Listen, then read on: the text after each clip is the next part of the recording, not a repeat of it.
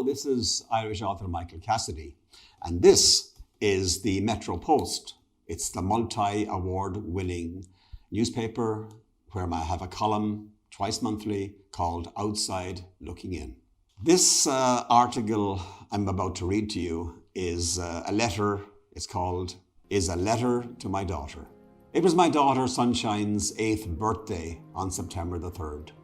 This was a relatively subdued event compared to last year when she celebrated the age of 7, which has special significance here in the Philippines. While I'm not Sunshine's biological father, she has accepted me as her daddy. I recently heard her asking her mother a painful question. Mommy, are all Pinoys fathers and all foreigners daddies? It was an insightful observation from a child to the reality of Philippine life. Many Pinoy men think it's fun game to make girls pregnant, then move on to their next victim. Although not usually given to judging others, I do find that behavior reprehensible. On this birthday, Sunshine woke smothered in kisses and cuddles from V and me, while her mother sang birthday songs in Visaya, as Sunshine first giggled, then roared with delight, realizing it was her special day. This year's birthday party was held at her school, the excellent Life Giver Christian Academy. Word had got out that Jollibee team would be there together with the famous Jollibee mascot. This news created an excited sense of anticipation throughout the school. The mood became enhanced when the Jollibee team arrived and began to lay out the food and prepare party games. But where was the Jollibee mascot? The excited children wondered. He arrived after food had been served. Judging by the reception, he could have been a major rock star. Screams and hollers permeated the atmosphere in the halls of this usually restrained school. Sunshine was giddy with excitement, and with the energy that contradicted her petite size, she successfully pushed her way through the screaming crowd of delighted children and hugged part of the mascot's huge frame. She was the personification of joy. Later that evening, it was time for her to open the special present we'd got for her. There would be no surprise since she knew exactly what it was, and she pretended still not to know. The uncovering of the present took on theatrical dimensions and lasted several minutes. Sunshine giggled while loudly wondering what in heaven's name might be in the box. When she finally unwrapped her present and saw the zapatos inside, she roared with delight, then rolled around on the floor while proclaiming her joy. Before reluctantly going to bed, she read us cards given to her by classmates. One had a drawing of a big birthday cake and a girl, presumably Sunshine.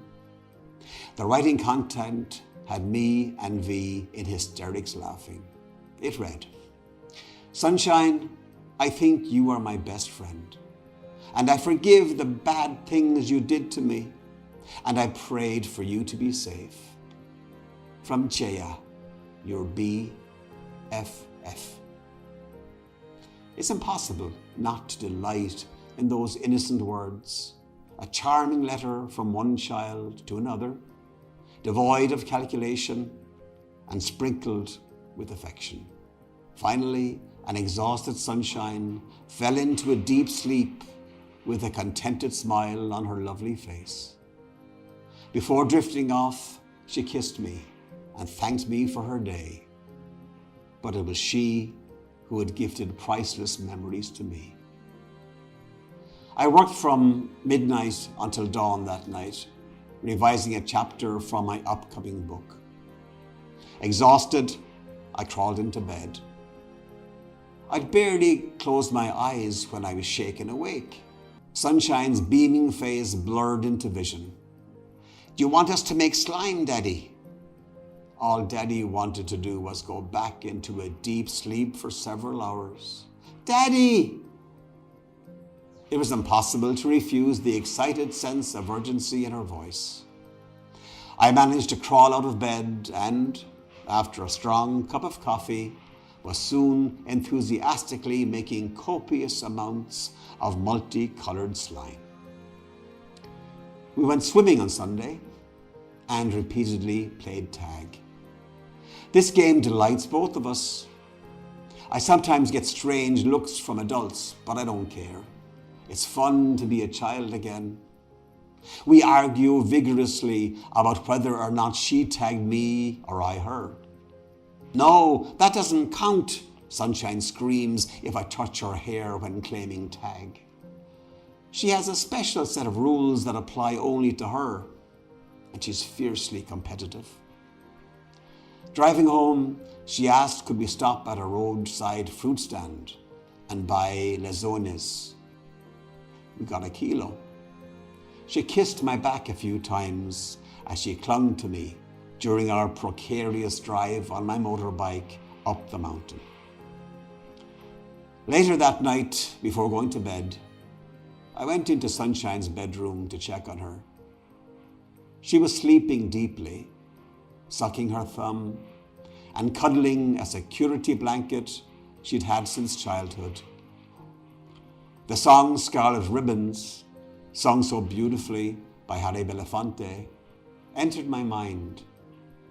I marveled at Sunshine's beauty and innocence, but then began to feel melancholy.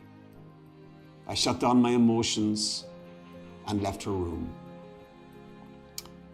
The love between a father and a child, especially a daughter, is, I believe, the most special bond of all.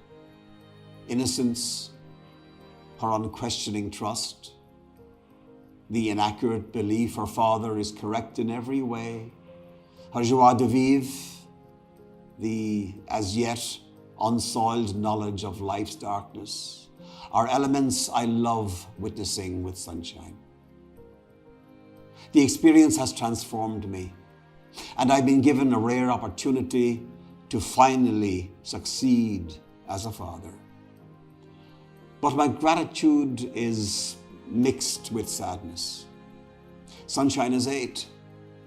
I'm 69. It's improbable I'll ever be alive to see her 21st birthday.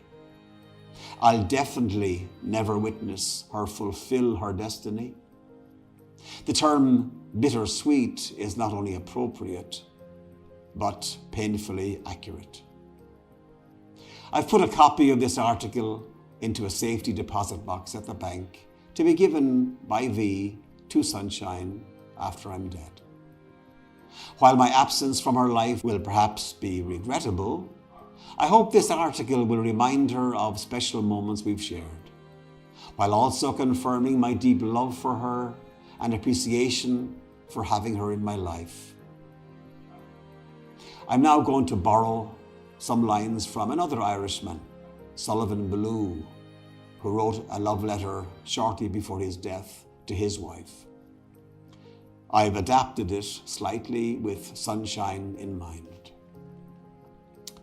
Sunshine, my love for you is deathless. It binds me to you with mighty cables that nothing could break. The memory of the blissful moments I've spent with you come creeping over me, and I feel deeply grateful for what we have briefly shared. Never forget how much I've loved you, and when my last breath escapes me, it will whisper your name. Please forgive my many shortcomings and any discomfort I may have caused you. If the dead can come back to this earth, I will always be near you in the brightest day and the darkest night, during your happiest and loneliest times, always, always. And if there is a soft graze on your cheek, it will be my breath. If the cool air fans your temple, it will be my spirit passing by. Although I will be physically gone, and unable to observe you fulfill your destiny, my love will always gently surround you, my beloved sunshine. That's it for now. Until next time, Slán agus beannacht, agus tógé go bogé.